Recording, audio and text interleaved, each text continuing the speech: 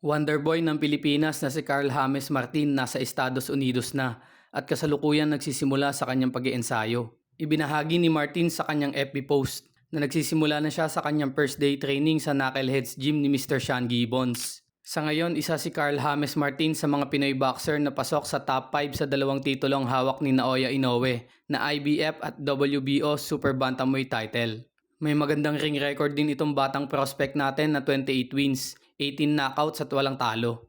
Kung sakaling magawa ni Mr. Sean Gibbons na mapalapit palalo si Martin sa mga titulong ito, tiyak magkakaroon siya ng tsansa na makipagtagisan sa halimaw ng Japan balang araw. Sapagkat alam naman natin na hindi imposible ito para kay Mr. Sean Gibbons at MP Promotion. Dahil madami-dami na din silang kababayan natin ang nabigyan ng pagkakataon mapalaban sa pandaigdigang titulo. Subalit sa ating palagay ay dapat muna mag-tune up si Carl James Martin sa Amerika ng isa o dalawang laban upang hindi ito mabigla at mapurnada. Pagtapos ay title eliminator sa mga nakapila sa titulo, then tuluyan ng lumaban sa world title fight.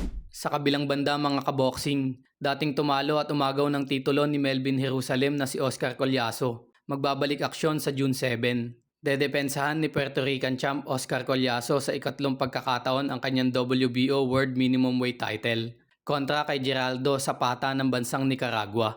May kasalukuyang ring record itong Nicaraguan boxer na 14 wins, 5 wins by knockout, isang talo at isang tabla. Posibleng activity fight lamang ito ni Puerto Rican champion bago tuluyang sumabak sa mga big fight sa kanyang dibisyon. Dahil kung titignan sa WBO Minimum Weight Top 15 ranking, ay malayo ang pangalan nitong si Geraldo Zapata sa mga top-rated challenger. Kung sakali naman na naisin ni Oscar Collazo na maging unified champion, pwede niya labanan sa isang rematch ang ating kababayan na si Melvin Jerusalem, na kasalukuyang may hawak ng WBC World Minimum Weight title. At kung pala rin ay pwedeng dumiretso sa dalawang undefeated champion na sina Jinjiro Shigeoka ng Japan at Tam noon Neontrong ng bansang Thailand para maging isang ganap na undisputed champion.